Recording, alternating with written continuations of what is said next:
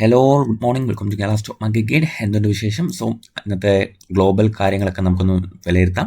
അപ്പോൾ ഇന്നത്തെ pre market സെഷനിൽ ആദ്യം തന്നെ എൻ്റെ ഒരു പോർട്ട്ഫോളിയോയുടെ അവസ്ഥ പറഞ്ഞ ശേഷം നമുക്ക് ഗ്ലോബൽ മാർക്കറ്റ് കാര്യങ്ങൾ ചർച്ച ചെയ്യാം. സോ ടോട്ടലി ഒരുപാട് സ്റ്റോക്സ് നെഗറ്റീവ് റിട്ടേൺസിലാണ് നിൽക്കുന്നത്. പോസിറ്റീവിലായിരുന്ന പല സ്റ്റോക്സും നെഗറ്റീവ് റിട്ടേണിലേക്ക് പോയിട്ടുണ്ട്. ആൻഡ് 2-3 സ്റ്റോപ്പ് ലോസ് എടുത്തിട്ടുണ്ട്. ബട്ട് ക്വാണ്ടിറ്റി കൺട്രോൾഡ് ആയതുകൊണ്ട് തന്നെ ഞാൻ ഹോൾഡ് ചെയ്യുകയാണ്. മോസ്റ്റ്ലി എല്ലാ സ്റ്റോക്സും ഈ ഒരു ക്രാഷിൽ, അതായത് കഴിഞ്ഞ 3-4 ദിവസമായിട്ട് നടന്ന ക്രാഷിൽ ടോട്ടലി നെഗറ്റീവ് പോർട്ട്ഫോളിയോയിലേക്ക് പോയിട്ടുണ്ട്. കഴിഞ്ഞ 3 ദിവസമായിട്ട് ഞാൻ പുതിയ എൻട്രീസ് ഒന്നും എടുത്തിട്ടില്ല. കുറേ ദിവസമായിട്ട് കഴിഞ്ഞ വ്യാഴാഴ്ചയ്ക്ക് മുന്നേ വരെ ഞാൻ എടുത്തിട്ടുള്ളൂ. അതിനുശേഷം ഞാൻ എൻട്രീസ് ഒന്നും എടുത്തിട്ടില്ല. സോ മോസ്റ്റ്ലി എല്ലാം ഒരു നെഗറ്റീവ് പൊസിഷനിൽ കിടക്കുകയാണ് ആൻഡ് വെയിറ്റ് ചെയ്യുകയാണ്. അപ്പോൾ നമുക്ക് അത്യാവശ്യം നല്ല കമ്പനികളിലായതുകൊണ്ട് തന്നെ അത്യാവശ്യം കോൺഫിഡൻ്റ് ആയിട്ട് ഞാൻ നിൽക്കുകയാണ്. വേറെ ഒരു ഡ്രാഗ് ഡൗണിൽ നിന്ന് തിരിച്ചു കയറുമെന്ന് വിചാരിച്ച്. സോ നിങ്ങൾക്ക് ആർക്കെങ്കിലും കഴിഞ്ഞ കുറേ ദിവസമായിട്ട് നെഗറ്റീവ് റിട്ടേൺസ് ആണ്, അല്ലെങ്കിൽ ഒരു മാർക്കറ്റിൽ നിന്നും അത്യാവശ്യം നല്ല ലോസ് ഒക്കെ ആണെങ്കിൽ നിങ്ങൾ ചിന്തിക്കുക. അത് നിങ്ങൾ ഒറ്റയ്ക്കല്ല, എല്ലാവരും മാർക്കറ്റിൽ ട്രേഡ് ചെയ്യുന്ന അല്ലെങ്കിൽ മാർക്കറ്റിൽ ഇൻവെസ്റ്റ് ചെയ്ത് വെയിറ്റ് ചെയ്യുന്ന എല്ലാ മനുഷ്യർക്കും ഇതേ അവസ്ഥ തന്നെയാണ് പോകുന്നത്. സോ വലിയ പാനിക്കൊന്നും വേണ്ട. മാർക്കറ്റ് റീബൗണ്ട് ചെയ്യുമെന്നുള്ള വിശ്വാസത്തിൽ നല്ല ക്വാളിറ്റി സ്റ്റോക്കുകളിൽ ഒക്കെ ഹോൾഡ് ചെയ്ത് സമാധാനത്തോടെയൊക്കെ ഇരിക്കുക. ഓക്കെ, അപ്പോൾ നമുക്ക് ഇന്നത്തെ ഗ്ലോബൽ മാർക്കറ്റ് കണ്ടീഷൻസ് നോക്കാം. ഡോ ജോൺസ് സ്ലൈറ്റ്ലി നെഗറ്റീവ്ലി ട്രേഡ് ചെയ്യുകയാണ്. ആൻഡ് യൂറോപ്യൻ മാർക്കറ്റ്സ് ഇപ്പോൾ നിലവിൽ പോസിറ്റീവ്ലി ട്രേഡ് ചെയ്യുകയാണ്. ഓക്കെ, എല്ലാ മാർക്കറ്റ്സും ഏകദേശം ഒരു ചെറിയ രീതിയിലൊക്കെ ഒരു ബുള്ളിഷ്നെസ് കാണിക്കുന്നുണ്ട് ഇന്നലത്തെ ക്ലോസിങ്ങിൽ. ആൻഡ് ഗിഫ്റ്റ് നിഫ്റ്റി നിലവിൽ നോക്കുമ്പോൾ പോസിറ്റീവാണ്. അപ്പോൾ ഗിഫ്റ്റ് നിഫ്റ്റി ഇന്നലെ തന്ന ഒരു ക്രാഷും ആൻഡ് അതിന് ഫോളോ അപ്പ് ആയിട്ട് മാർക്കറ്റ് തന്ന ക്രാഷും നമുക്കറിയാം. എന്നാലും ഗിഫ്റ്റ് നിഫ്റ്റി നിലവിൽ പോസിറ്റീവ്ലി ട്രേഡ് ചെയ്യാണ്. ഒരു 79 to 100 പോയിന്റ്സ്. ഓക്കെ, ഒരു 100 പോയിന്റ്സിൻ്റെ അപ്സൈഡ് ഇപ്പോൾ നിലവിലുണ്ട്. ഗിഫ്റ്റ് നിഫ്റ്റി നോക്കുകയാണെങ്കിൽ 105 പോയിന്റ്സിൻ്റെ അപ്സൈഡ് നിൽക്കുകയാണ്. അപ്പോൾ ജാപ്പനീസ് മാർക്കറ്റ്സും ആൻഡ് ഏഷ്യൻ മാർക്കറ്റ്സ് ടോട്ടലി ഒന്ന് പോസിറ്റീവ്ലി ഇന്ന് ട്രേഡ് ചെയ്യുകയാണ്. ഓക്കെ, അപ്പോൾ നമുക്കൊരു ചെറിയ പ്രതീക്ഷയുടെ വകയുണ്ട്. മാർക്കറ്റിൽ നിന്ന് റീബൗണ്ട് ചെയ്യാനുള്ള പോസിബിലിറ്റി ഉണ്ടെന്നുള്ള ഒരു ചെറിയ പ്രതീക്ഷയോടെ നമുക്ക് വെയിറ്റ് ചെയ്യാം. എന്നാലും ഞാൻ കൂടുതൽ സ്റ്റോക്സോ നമ്മുടെ ടെലിഗ്രാം ചാനലിലെല്ലാം വളരെ ഓഫായിട്ട് അല്ലെങ്കിൽ ഒരു സ്ലീപ്പ് മോഡിൽ കിടക്കുന്നത് നമ്മളൊന്നും ചെയ്യുന്നില്ല. നിലവിൽ 4 ദിവസമായിട്ട് ഈ ക്രാഷിനെ അതിജീവിച്ച ശേഷം മാത്രം പുതിയ പൊസിഷൻസ് എടുക്കുക എന്നുള്ള രീതിയിൽ ഞാൻ വെയിറ്റ് ചെയ്യുകയാണ്. അതുകൊണ്ടാണ് പ്രത്യേകിച്ച് ഒന്നും ചെയ്യാതിരിക്കുന്നത്. ഓക്കെ, അപ്പം നിങ്ങളും ആ ഒരു ഫോളോ അപ്പ് അതേപോലെ പിന്തുടരുന്നു എന്ന് വിശ്വസിക്കുകയാണ്. അപ്പം ഞാൻ പ്രത്യേകിച്ച് ഒന്നും ചെയ്യാതിരിക്കുന്നത് തന്നെ ഈ മാർക്കറ്റിൻ്റെ ഈ ക്രാഷിന് നമ്മൾ ഏതൊക്കെ പൊസിഷൻ എടുക്കുന്നു അതെല്ലാം നെഗറ്റീവ് ആവാനേ പോസിബിലിറ്റി ഉള്ളൂ. സോ ഒന്ന് വെയിറ്റ് ചെയ്യുക. ഓക്കെ, ആൻഡ് നിഫ്റ്റിയുടെ ഒരു അവസ്ഥ പറയുകയാണെങ്കിൽ നിഫ്റ്റിയിൽ ഞാൻ ഇപ്പോൾ കാണുന്ന ഒരു പോസിറ്റീവ് കാര്യമെന്ന് പറയുന്നത് നിലവിൽ മാർക്കറ്റിൽ ഡിമാൻഡ് എടുക്കാൻ ഒരു പോസിബിലിറ്റി ഉള്ള സോണിലേക്ക് മാർക്കറ്റ് എത്തി എന്നുള്ളതാണ്. 24,250 to 300 റേഞ്ച്. ഇപ്പോൾ ഇവിടെ ഈ ഒരു ബോട്ടം ചെയ്യാനായിട്ടുള്ള പോസിബിലിറ്റി ഉണ്ടോ എന്ന് ചോദിച്ചാൽ ലൈറ്റ്ലി ഉള്ള ഒരു പോസിറ്റീവ് ഉണ്ട്, പ്രോബിലിറ്റി ഉണ്ട്. ആൻഡ് അവിടെ നിന്നും താഴോട്ട് വരികയാണെങ്കിൽ ഇതൊരു നല്ല ഡിമാൻഡ് ഏരിയ ആയിട്ട് ആക്ട് ചെയ്യാമെന്ന് എനിക്ക് തോന്നുന്നു. കാര്യം ഇവിടെ നിന്ന് നല്ല അഗ്രസീവ് മൂവ്മെൻറ്റ്സ് മുന്നേ ഉണ്ടായിട്ടുണ്ട്. ഓക്കെ, അപ്പോൾ ഇതൊരു മുന്നത്തെ സ്ട്രക്ചർ ബ്രേക്ക് തന്നൊരു സ്ഥലമാണ് 23,834. ഇപ്പോൾ ഇനിയും മാർക്കറ്റ് ഹോൾഡ് ചെയ്യുവാണെങ്കിൽ, ബ്രേക്ക് ചെയ്യുവാണെങ്കിൽ എന്താവുമെന്ന് നമുക്ക് നോക്കാം. എന്തായാലും നിങ്ങളിവിടെ നോക്കുകയാണെങ്കിൽ മാർക്കറ്റ് ഈ ടോപ്പിൽ നിന്ന് മോസ്റ്റ്ലി ഒരു 7% ഡൗൺ സൈഡ്, 8% ഡൗൺ സൈഡ് തന്നിട്ട് നിൽക്കുകയാണ്. കഴിഞ്ഞ കുറേ ദിവസങ്ങൾ 1-2 ആഴ്ചകളായിട്ട് ഒരു 3 ആഴ്ചക്കുള്ളിൽ 8% ഡൗൺ സൈഡ് തന്നിട്ട് നിൽക്കുകയാണ്.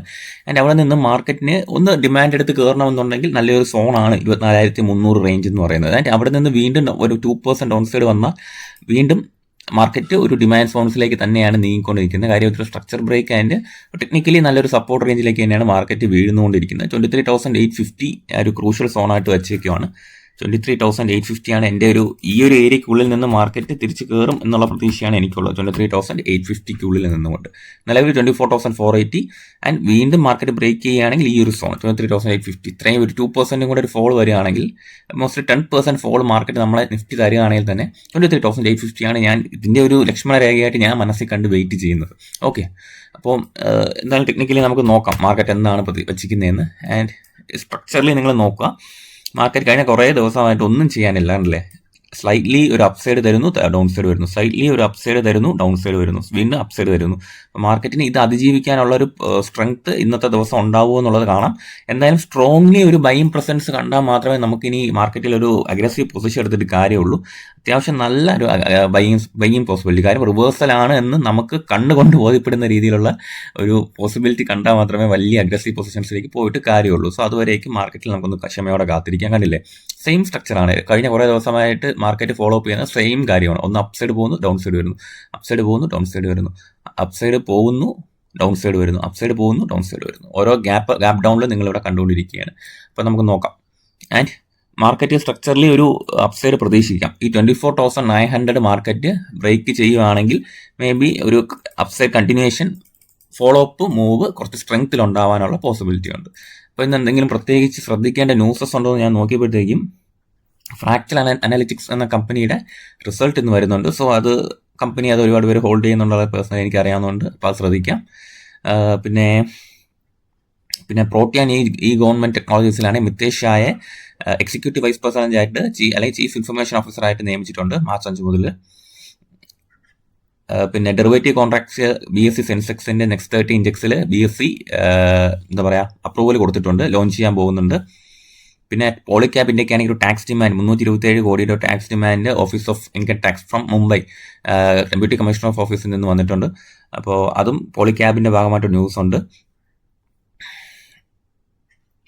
പിന്നെ പ്രധാനപ്പെട്ട ന്യൂസ് വേറെ ഉള്ളത് ഇത്രയൊക്കെ തന്നെയാണ്. ഇന്നത്തെ പ്രധാനപ്പെട്ട ന്യൂസ് ഇങ്ങനെയാണ്. ഇപ്പോൾ ഇന്ന് നമ്മൾ ന്യൂസ് ബേസ്ഡ് മൂവ്മെന്റ്സ് ഒന്നും ഞാൻ നോക്കുന്നില്ല.